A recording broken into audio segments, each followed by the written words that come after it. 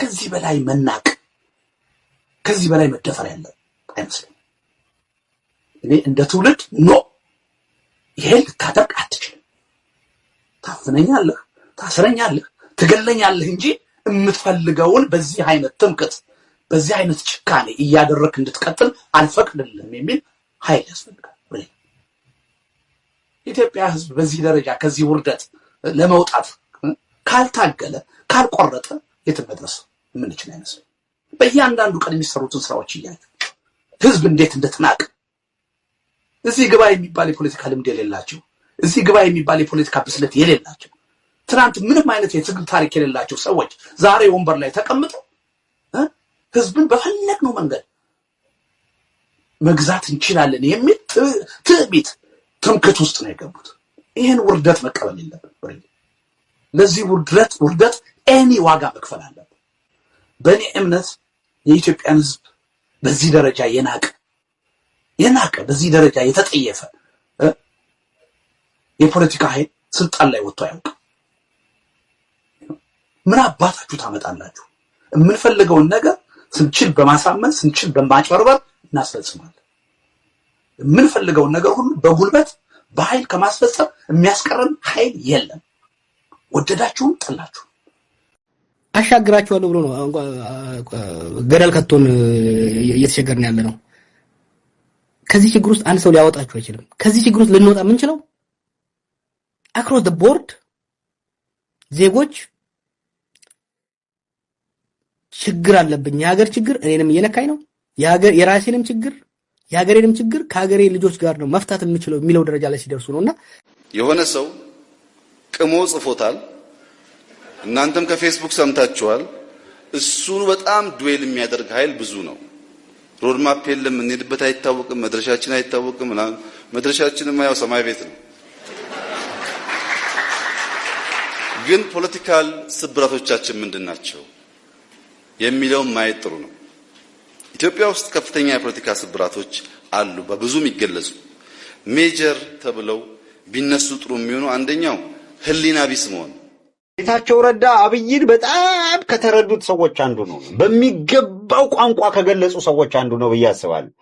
አሁን አብይን ተመልሶ በምንም መንገድ እንደገና ራሱ ጌታቸው ተፈቅዶለት አብይን አፍርሰ ገጣጥመ ሰርተ ጥሩ ሰው አድርገው ተብሎ ቢነገረው አይ በቃ በጣም የተበለሻሸቃ ስለሆነ ተመልሶ ሊጠገን አይችልም የሚል ነው የሚመስለኝ። እኔ ምክሬ ቀላል ነው። ከዚህ ቀደም ምርጫ ቦርድ ምርጫ አራዝማለሁ ሲል ብዙዎቻችን ስንስማማ ቲፒኤልኤፍ አልስማማም ብሎ የገባንበት ቀውስ ይታወሳል። ምን ያክል ሰው እንደወደመ ምን ያክል ሀብት እንደወደመ መገመት ትችላላችሁ። ያ የወደመ ሀብትና የወደመ የሰው ህይወት በትክክል ሳይገመገም እንዴት ጠፋ ሳይባል ሌላ ጥፋት ማምጣት ጥሩ አይደለም። ህዝብ ይጎዳል። እኛ ባለፈው እናንተ የምታውቁት ህግ ያሻሻል ነው። ቲፒኤልኤፍ እና መሰል ፓርቲዎች በህጋዊ መንገድ ተመዝግበው ህጋዊ ፓርቲ እንዲሆኑ በአዋጅ አሻሽናል። ታውቃላችሁ። መንግስት ፍላጎት አለው ማለት ነው። ከዚያ በኋላ ንግግሮች ነበሩ። አቃቢ ህግ ለምርጫ ቦርድ መጻፍ ነበረበት። ጽፈናል። ምርጫ ቦርድ ስራውን ሰርቶ የሚያጣራውን አጣርቶ ፕሮፐር በሆነ መንገድ እንዲፈቅድላቸው ያስፈጻሚው ስራ 100% ሰርተናል። ፓርቲ ለፓርቲ ውይይቶች ነበሩን። መንግስት ለመንግስት ውይይቶች ነበሩን። ጥያቄዎች ተነስተው መልሰናል። ለምን? ሰላምና ህጋዊ መንገድ ስለሚያዋጣ። ቲፒኤልኤፍ አሁን ማድረግ ያለበት ምርጫ ቦርድ ጋር ሄዶ በ2-3 ሳምንት ውስጥ የሚጠበቅበትን ዶክመንት አሟልቶ በህጋዊ መንገድ ተመዝግቦ ወይም ሪሊስት አድርጎ ላይሰንሱን ነው ጉባኤ ማካሄድ ያለበት። ባያደርግሳ እኔ በፈልግም ባልፈልግም ዋጋ የለውም። ምርጫ ቦርድ ካልተቀበለው ቲፒኤልኤፍን ህጋዊ ፓርቲ ካላለው በምርጫ ሊሳተፍ አይችልም። መንግስት ሊሆን አይችልም።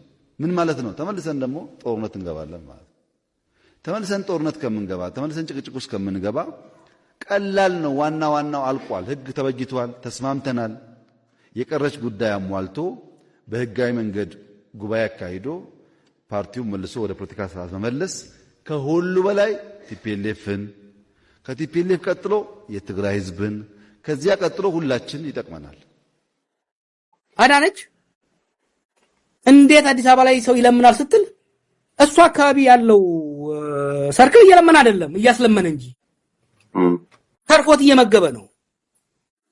እሷ ቢሮ ውስጥ ያሉት እንደሆነ ግን አታውቃቸውም፣ አይታያቸውም። ጭምብል አለ። ብልጽግና እኮ ጭምብል ነው። ፕሮስፔሪቲ ጭምብል ነው፣ የጭምብል አይዲዮሎጂ ነው። ሶ ይሄ ችግር እየተዳረሰ ነውና ህዝባችን መደራጀት ራሱን ማዘጋጀት አለበት። እነዚህ ሰዎች እድል ተሰጣቸው፣ ለ8 ዓመት ተጨማለቁበት። እንደ ህፃን በሀገር እየተጫወተ ነው። እኔ ስለሱ ማነሳው ሀገር የሚመራ ሰው እንደዚህ ህፃን ሆኖ ነው አይቻላል። የሀገሪቷ ዋና በርኒንግ ኢሹ ስራ አጥነት፣ የኑሮ መወደድ ሆኖ ባለበት ቀን በአንድ ጎን በነዳጅ ላይ 10 ብር ጭማሪ አድርጎ በሌላ ወገን ሚሊዮኖች አውጥቶ የራሱን ፎቶ የሚያሳይበት ድሮን ሾው ይሰራል። ይሄ ትውልድ ኢንስፓየር ማድረግ አይደለም። እኔ ይሄ የሀገርን የህዝብን የወጣቱን ቅስም መስበር አቸው የመንግስት መሪ ከመሆን ይልቅ ፓርቲውን ለመውረስ ሲጥር ጊዜ መብላቱ ነው የሚሉ አሉ። ምን ትላለህ? ነገሮች አሁን በደረሱበት ደረጃ እስኪደርሱ ድረስ የት ነበርክ? እውነት ለመናገር ይሄኛው ዝም ብሎ የምጥለው አርጊመንት አይደለም። የኔ ችግር ቲፒኤልኤፍ በእጃችን ጋር ወደቀና ቲፒኤልኤፍ ትልቅ ታሪክ ያለው ድርጅት ነው። ከብዙ ችግሮች ጋር ብዙ ሰክሰሶች ያሉት ድርጅት ነው። ስለዚህ በእኛ ጭቅጭቅ ወደ ደስትቢን ኦፍ ሂስትሪ ወደ ታሪክ እድፍነት እንዳይቀየር የነበረኝ ስጋት ከትግራይ ህልውና ያስቀደምኩ መስሎ ይሰማኛል። ከትግራይ ህዝብ ህልውና ከወጣት አስፒሬሽን እንዳስቀደምኩ ይሰማኛል። እውነት ለመናገር ቲፒኤልኤፍ ህልውና ለማስቀጠል 4-5 ከሚሆኑ ጓዶቼ ጋር ይደረግ የነበረው ጭቅጭቅ ጠቃሚ ያልነበረን ብቻ ሳይሆን ቢቻል አምስታችንም ተጠርገን የምንወጣበት ሁኔታ ቢፈጠር የተሻለ ህልውናውን ያስቀጥል ነበር የሚል እውነት አለኝ። የመጀመሪያውን ዓመት ለምሳሌ የህወሓት ጽሕፈት ቤት ሰው የመሾም አባዜ ያለበት የወረዳ የቀበሌ ሊቀመንበር ሳይቀር ነው የሚሾመው። እየሰማኝ ነው? ሄሎ፣ እየሰማሁ ነው። ይሄን አባዜ አላስተናግድም ብያለሁ። የመጀመሪያው ዙር ላይ ነው ያልኩት። ግን አላስተናግድም ልበል እንጂ ካቀረቡልኝ ሊስቶች ግን ብዙ ፈቀቅ ያለው ምደባ ማድረግ አላውቅም። ያረኩት ምንድነው ዲፋይንስ ማሳየት ብቻ ነው። ሁልጊዜ በምትሉት መንገድ ብቻ ሊሄድ አይችልም። አዲስ ዲስፔንሴሽን ያለው ለዚህ ዲስፔንሴሽን የሚመጣ ህወሓትን ማዳን የሚባለውን ላርጀር ዛን ላይፍ ትርጉም ሰጠ ነው። ህወሓትን የማዳን ስራ ከኔና ከ5 ከወንበራቸው ውጭ ሌላ ነገር ማየት የማይችሉ ሰዎች እጅ ወጥቶ የህዝቡ መሆን ሲችል የህዝቡ እንዲሆን ደግሞ የወጣት ሙቭመንት የሁሉም አይነት እንቅስቃሴ አጠናክረን መሄድ ሲገባን እኔ ያሳለፉት ጊዜ 4 ሰዎች እንዳያኮርፉ 4 ሰዎች ማስኮረፍ ነበረ የጥበብ መጀመሪያው የሚመስለኝ። በሙሉ እንዲያኮርፉ ማድረግ አኩርፈው ይሄ ነገር አማራጭ የለውም ብለው አሁን እየሰሩት ያለውን የግርግር እንቅስቃሴ አንተ ጠልስ ያልከው ያኔ ቢጀምሩት ሜቢ የተሻለ ውጤት ይኖረው ነበር። ሜቢ ደግሞ ብዙ ሰው ተወናብዶ ነበር ማለት ነው። ድርጅታውን የጀመሩት ነው የምትለኝ? አይደለም፣ ቅልሱን እንኳን አድርገውታል። አሁን በማህተም መንጠቅ መጀመራቸው ማለት ነው። ወደ ለየለት የሽፍታ ስራ መግባታቸው ቀደም ብለው ቢጀምሩት ይለይለት ነበር። ግን ደግሞ አሁን ሳየው ወደዚህ የሽፍታ ተግባር እንዳሸነፉ እንቆጥርበት ምክንያት ወደዚህ ሽፍታ ተግባር የሚገቡት ሰዎች አዲስ ያዳበሩት ባህሪ ሳይሆን ወደዚህ የስም ማጥፋት ዘመቻ የሚገቡ ወገኖች አዲስ ያዳበሩት ባህሪ ሳይሆን እድሜ ልክ የተጠናወታቸው ባህሪ እንደሆነ ነው። አሁን መለስ ብዬ ሳየው የሆነ በሐሳብ ስላይት ላይ የተለየን ሰው ባካሄድ በተወሰነ መልኩ የተለየን የራስ ጓድ ሳይቀር ሁሉም ዓለም የፈጠራቸውን ስድቦች በማሸከም በማሸማቀቅ እዚህ ደረጃ የደረሰ ሊደርሽፕ ነው። ያው አብይ ተራ አላስፈላጊ ውሸቶችን ማምጣት ይወዳል። ለምሳሌ ዝናብ አዘነብን፣ ምንድነው ሳተላይት አመጠቅን፣ አሁን ደግሞ ድሮን ሰራን። ተራ ውሸት ነው። ከዚህ በፊት እብዋለሁ፣ አላስፈላጊ ውሸት። ሁለተኛው ደግሞ ሰው ዳቦ እያለ አብይ ተራ አላስፈላጊ ውሸቶችን ማምጣት ይወዳል። ለምሳሌ ዝናብ አዘነብን፣ ምንድነው ሳተላይት አመጠቅን፣ አሁን ደግሞ ድሮን ሰራን። ተራ ውሸት ነው። ከዚህ በፊት እብዋለሁ፣ አላስፈላጊ ውሸት 100%። እኔ በእርግጠኛ ልንገርህ፣ ለምሳሌ ምዕራብ ሸዋ ላይ ከአውራ ጎዳና ውጪ የትም ቦታ ምርጫ ማካሄድ አይችሉም። ሰሜን ሸዋም እንደዛው ነው። ምስራቅ አርሲ እንደዛ ነው። የምስራቅ ሸዋም እንደዛ ነው። የአማራ ክልሉም ጎንደር፣ ጎጃም እንደምታውቀው ነው ያደርጋሉ። ከዛ በኋላ ውጤቱን ያሳውቃሉ እንጂ አሚ ወንበሮቹ ውክልናዎቹ ዲስትሪክቶች ምን እንዴት ይሆናሉ? የትኛው ወንበር የትኛው ዲስትሪክት ተወካይ ሊሆን ነው? ኦልሬዲ አስቀምጠዋል። አሁን ለምሳሌ ኦሮሚያ ውስጥ 178 ምርጫ ክልሎች አሉ። ኦልሬዲ ማማ እንደሚያሸንፍ እናውቃለን።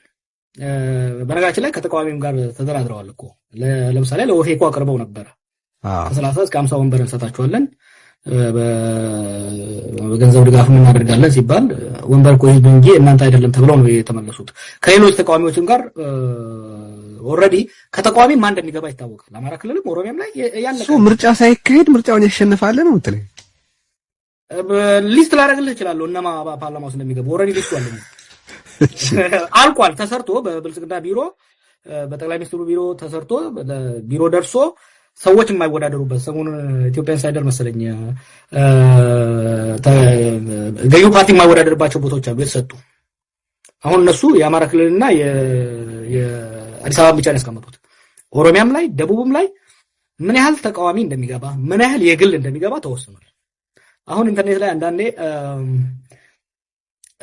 እጩዎችን አያለው ይሄን ፓርቲ ወክለው ብዙዎቹን የደህንነት አባል እንደሆኑ ማቃቸው የገዢው ፓርቲ አባል እንደሆኑ ማቃቸው በግል ማቃቸው ልጆች የተቃዋሚ ተወክለው ገብተዋል።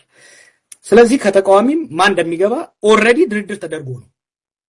ይሄ ብልጽግናን ብቻ መኮንን አይደለም የሚያስፈልገው። ከተቃዋሚ ማን እንደሚገባ አይደለም ስንት ወንበር ተቃዋሚው ለምሳሌ ኤ የሚባል ወይም ሀ ወይ ለ የሚባል ተቃዋሚ ስንት ወንበር እንዲያገኝ ብቻ አይደለም የተወሰነው። ከዛ ተቃዋሚ ውስጥ መግባት እንዳለበትም ብልጽግና ወስኗል ኦልሬዲ። ሶ ምን ይሆናል መሰለ ኦሮሚያና አማራ ላይና ሌላም ላይ የምርጫው ቀን ይኖራል። በወረዳ ከተማ ላይ በተወሰነ ሴኩሪቲ ይዘህ ምርጫ እንድትካሄድ ታደርጋለህ። ገጠር ይዶን ቦዘር ወዝት ከዛ ቴዲና ጃዋር ተመርጠዋል ብለህ የፓርላማ አባል ሆነው ይወጣሉ። ምርጫው ፕራክቲካሊ ባልተካሄደበት ቦታ ላይም ምርጫ ያልተካሄደባቸውን ቦታዎች የሚወክሉ ሰዎች አዘጋጅተዋል። እኮ ዜና እኮ ነው በነገራችን ላይ 100% እኔ በእርግጠኝነት ልንገርህ፣ ለምሳሌ ምዕራብ ሸዋ ላይ ከአውራ ጎዳና ውጪ የትም ቦታ ምርጫ ማካሄድ አይችሉም። ሰሜን ሸዋም እንደዛው ነው። ምስራቅ አርሲ እንደዛ ነው። የምስራቅ ሸዋም እንደዛ ነው። የአማራ ክልሉም ጎንደር፣ ጎጃም እንደምታውቀው ነው። ቁጭ ብለው ይሄንን ገመገሙ። ሰዎች ይንቋቸዋል። እነኚህን የኢህአዴግ ልጆች ሰዎች ይንቋቸዋል። በኢህአዴግ ጊዜ የነበረውን ማጭበርበርና ሸር እነኚህ በእጥፍ ነው ዘመናዊ አድርገውታል። በኤአይ ነው እየሰሩት ያሉት ታውቃለህ። እና ምን ብለው ወሰኑ እንዴ? ድሮ ስታሊን ያለው ነገር አለ አይደለም? በስታሊን ጊዜ እኮ ምርጫ ምንድነው ሰው ይመርጣል፣ ቆጣሪ ነው አንተ ብትቆጣጠረው። it's not who votes who matters is who counts አይደል ያለው ስታሊን። እነኚህ እንደዛ አይደለም ያሉት። ኖ ምርጫ እኮ መደረግም ግዴታ ተደረገ መባል እንጂ ያለበት መደረግ ግዴታ አይደለም ብለው ደምድመውታል። ይሄ እኮ አዲስ ደረጃ እኮ አዲስ ክብረ ወሰን እኮ ነው። ወደ ምንም ገና ብዙ ታያለህ።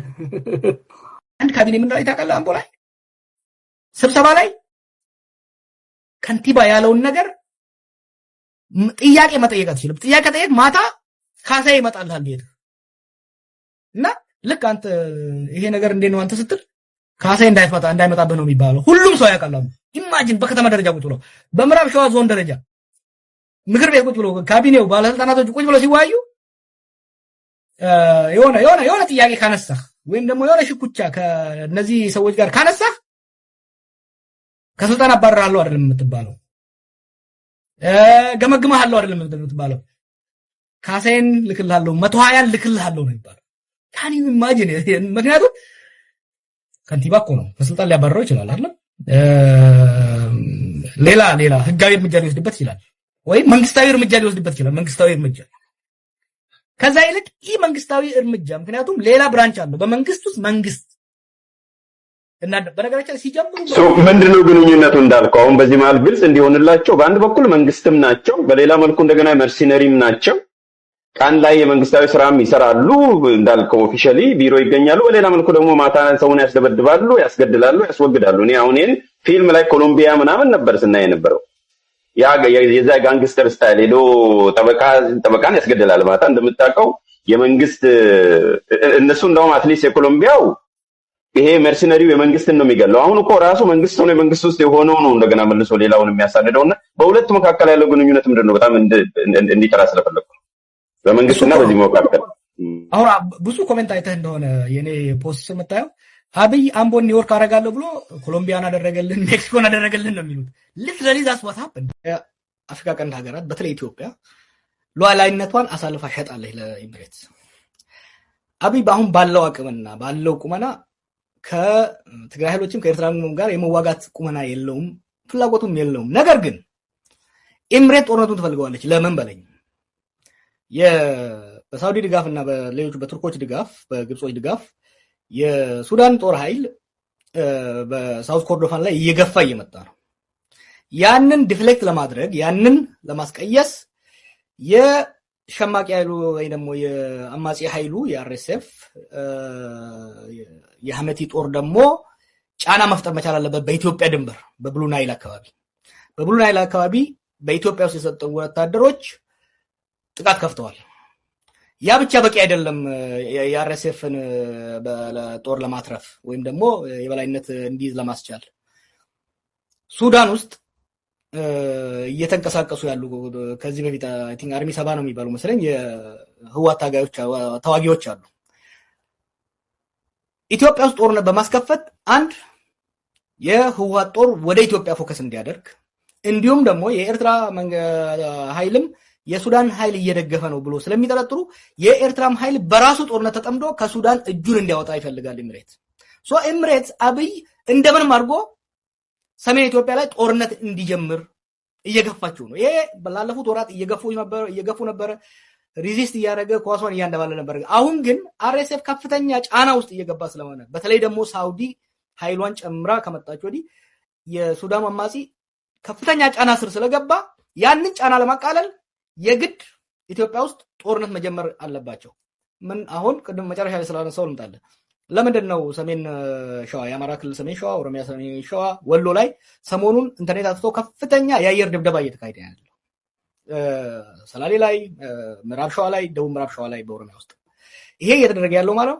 የላኛውን ጦርነት ከትግራይ ኃይሎችና ከኤርትራ ጋር ጦርነት ከገባው አዲስ አበባ ቅርብ ያሉት አማጽያኖች ጫና እንዳይፈጥሩበት አስቀድሞ የማዳከምና የማቃለል ስራ ነው እያደረገ ያለው። ብዙ አሁን በስፋት በዲፕሎማቶች ወገን እየተወራ ያለው ከአፍሪካ ዩኒየን ስብሰባ አይ ቲንክ ከሳምንት በኋላ ያ ከተጠናቀቀ በኋላ ወደ ጦርነት እንገባለን የሚል ነገር ነው እየተናገሩ ያሉት የአብይ መልእክተኞች ማለት ነው። እና አሁን የምታየው አብይ ሳይወደው በአዛዦቹና በአሽከርካሪዎቹ የኤምሬት ሰዎች ተገፍቶ ወደ ጦርነት እየገባ መሆኑን የምናየው። በወቅቱ አንተ እምነት የጣልክባቸው አቶ ለማ በራሳቸው አጠገባቸው የነበሩትን ዶክተር አብይን ወደፊት አምጥተው እምነት ጥለውባቸው ይህንን ትልቅ ኃላፊነት ሰጥተዋቸዋል። ይህንን ባደረጉ ጊዜስ ምንድን ነው የተሰማ ነበር? ነው እድል ኖሮ እሱን ለማን እንደምትል እንድጠይቀው ፈልጋለሁ። እኔ ከሱም ከሌሎቹ ጋር በስፋት ተወያይቼ አያውቁትም ነበር። አንዳንዴ አብሮ መሆንና አንድን ሰው ራቅ አድርገህ በክራይቴሪያ ስትመዝነው የተለያየ ነገር ነው። they did not understand him አልተረዱትም፣ አልተገነዘቡትም። እኔ ባየሁበት መነጽር አላየሁም እነሱ። መጨረሻ ላይ እኮ ውጤቱ ግልጽ ሆነ። ያኔ የተከራከሩን ብዙ ኦልሞስት ሁሉም ቁጥርና ስም ማንሳት አልፈልግም። እዛ ውሳኔ ውስጥ የነበርነው ሁሉም ዛሬ ላይ ሳይሆን ከ6 ወር በኋላ ለሰም መደምደሚያ ላይ ደርሰው ነበር። ከ6 ወር በኋላ ስልጣን ይዞ ከ6 ወር በኋላ ሁሉም በእኔና አንድ ሰው መካከል ላይ ነበር መጀመሪያ አካባቢ። ከዛ ውጪ ሌሎቹ በሙሉ ከኛ ኦፖዚት ነበሩ። ከ6 ወር በኋላ they are all on this side ፖስቱሌት። ለብልጽግና ፓርቲ መወለድ በአቶ ለማ መገርሳና በዶክተር አብይ መካከል የተፈጠረው መቃቃር ምክንያት ሊሆን የሚችልበት እድል አለ? አንዱ ምክንያት ነው እንጂ ግንኙነቱ በሳምንታት ውስጥ ነው የሻከረው። በሳምንታት ውስጥ ነው የሻከረው። አድበስ 6 ወር ፊዚካል አሜሪካ ኔጋ ሲመጡ ግልጽ ነበር ለኔ የነበረው ዳይናሚክስ ለኔ በጣም ግልጽ ነበር። ለመደበቅ ሞከሩ፣ ግን it was ምንም ሊቀጥል እንደማይችል ሱኖ ዶክተር እሱም ወርቅነህ ገዱም ሌሎቹም ሊቀጥሉ እንደማይችሉ ለኔ it was very clear ግንኙነቱ አሪሶ ከስድስት ወር በኋላ የግድ በመበየድ ምናምን የቆየ ነገር እንጂ የኢህአዴግ መመስረት ሌሎች ልዩነቱን ያፈነዳው ነው እንጂ በውስጥ ግን ከዛ በፊት ነው የበሰለው። ታስረ ከተፈታ በኋላ ከአቶ ለማ ጋር የመገናኘት እድል ነበራችሁ? አዎ ሮሜጄ ያግኝቸው ነበር። ሮሜጄ ያግኝቸው ብዙ ነገር ተወያይተን ከዛ በፊትም ያው እሱ ከተገፋና መከላከያ ሚኒስቴር ከኦሮሚያ ተነስቶ መከላከያ ሚኒስቴር በሚል ግዞት ወጥቶ ነበር ለአንድ አመት በላይ። በዛ ግዞት ወቅትም በተደጋጋሚ ሄድ ነበር። ምንም እንኳን እየተከታተሉ ቢያደርጉም ለሞራሉም ስር ሌሎች ነገሮችም ሄድ ነበርና ብዙ ነገሮችን ተወያይተን ግንዛቤ ላይ ደርሰናል። በወቅቱ የለውጡ ሞተር ተብሎ ይታወቁ ከነበሩት ውስጥ ለምሳሌ አቶ ገዱ አንዳርጋቸውን ብንወስድ ከመንግስታዊ ኃላፊነታቸው ከተነሱ በኋላ ውጭ ሀገር ወጥተው የመንግስት ተቃዋሚ ሆኖ ድምጻቸውን ሲያሰሙ ተመልክተናል። አቶ ለማ ግን ስልጣናቸውን ከለቀቁ በኋላ ለረጅም ጊዜ ውጭ ሀገር እየኖሩ ጭምር ድምጻቸውን መስማት አልቻለም። ያሉበትንም ሁኔታ ማወቅ ከባድ ነው። ለዚህ ሁሉ ዝምታቸው ግን ምክንያታቸው ምን ይሆን? ለማ ዝምተኛ ሰው ነው። በጣም ጥሩ ሰው ነው። በጣም ትሁትና ለሀገር የሚያስብ ሰው ነው። ቸግሮን እንጂ እኮ እኔም መናገር አልፈልግም። because it's terrible በጣም shameful ነው። በተለይ ደግሞ አንድ እንደ ፖለቲካ ፓርትነር ብቻ ሳይሆን እንደ ጓደኛ የምታየው ሰው እንደ ጓደኛ እንደ ለማ አብይን እንደ ፖለቲካ መሪ እንደ ወንድምም እንደ ቤስት ፍሬንድም ነው ቆሞ ፎርዋርድ ያደረገው። ያለ ለማ አብይ አንድ እርምጃ ወደፊት መሄድ አይችልም ነበር። ኢንታየር ያለውን አመራር ማሳመን ይችላል ነበርኛ ከተወሰኑ ሌላ ተቋሞች ከነበሩት ውጪ ለማ ነው ልትራይ ተሸክሞ ያስቀመጠው። ከዛ በኋላ አብይ ያደረገውን በሀገርና በህዝብ ላይ ያደረገውን በደል ከየት ጀምረው ነው ዝርዝሩን እሱ ወደፊት ይናገራል ብዬ አስባለሁ። እንደሚመስለኝ he just could not believe it። እሱ ብቻ አይደለም። አሁን ገዱ አገር ቤት እንደገባው ሄጄ ባህር ዳር አግኝቼው ነበር። የነበረው ተስፋ እና ያን የሚለው ምንድነው? እባካችሁ ለምን ብላችሁ ተስማሙ ነው ደግፉት፣ አብይም ደግፉት ነበር ሲል ነበር። መጨረሻ ላይ ከለማ ጋርም ለማና አብይም ከተለያዩ በኋላ ችግሮቹን እያየ ተቃውሞም እያለው ግን በቃ he was really trying። እሱ ብቻ አይደለም የተለያዩ ሰዎች ያው ሀገር ስለወጡ ነው እንደኛ ሰው መጣራው። አሁንም በሚኒስቴር ምናምን የቀጠሉ ሰዎች ችግሩንም እያዩ ግን ከነ ችግሩም ቢሆን ይሄ ሀገር እንዳይፈርስ የባሰ ችግር ውስጥ እንዳንገባ እንደምንም አድርገን መግፋት ሲሉ ሞከሩ። መጨረሻ ላይ ደኩልም ተገድ ከዛ በላይ ምንም ማድረግ ስለማይችሉ ገዱም ሌሎቹም የለቀቁ ሄዱና አይደለም ለነሱ ለኔ ራሱ አንዳንዴ it was የነበረውን ተስፋ ማየን 2018 ላይ የነበረውን ተስፋ ያሁሉ ተስፋ እኮ nobody knew አብይ ማን እንደሆነ አብይን እኮ ሰው የደገፈው ለማን አይቶ ነው፣ ገዱን አይቶ ነው። ከጎኑ ቆመው ታናሽ ወንድማችን ነው እኛ እናውቀዋለን ይሄን ያሻግረን ብለው ከጎኑ ቆሙ። አንድ አመት ባልሞላ ጊዜ ውስጥ አገሪቷ ወደ ሳት ሲከት የደረሰባቸው የሞራል ስብራትና ሀፍረት እና አይ ቲንክ ያ ነው ከዝምታ የበለጠ ሌላ መልስ ያገኙ አይመስለኝም። ወደ ዲሲ በመናደርገው በረራ በእኛ በኩል ሙሉ ለሙሉ በሚባል ደረጃ የተዘጋጀን ሲሆን በምግብ በኩል ቆንጆ ቅቅል፣ በመጠጥ በኩል አረቄ የሚቀርብላችሁ ይሆናል። ይሄ በረራ የተሳካ ነው። እዛ ላይ ምንም ማሹር አደርጋችኋለሁ። አንድ ኢቨንቹዋል ችግር ሊፈጥርብን የሚችለው በሽፍታው ኢሳያስ በኩል ነው መንበረው። በዛ በኩል በመናደርገው በረራ አካባቢ የድሮን ወጪ ለመቀነስ ሲባል በዚህኛው ኤርክራፍት ስለላ እናደርጋለን። እዛ አካባቢ መሽከርከር ምናምን ቢኖር ምንም ስጋት እንዳይገባችሁ።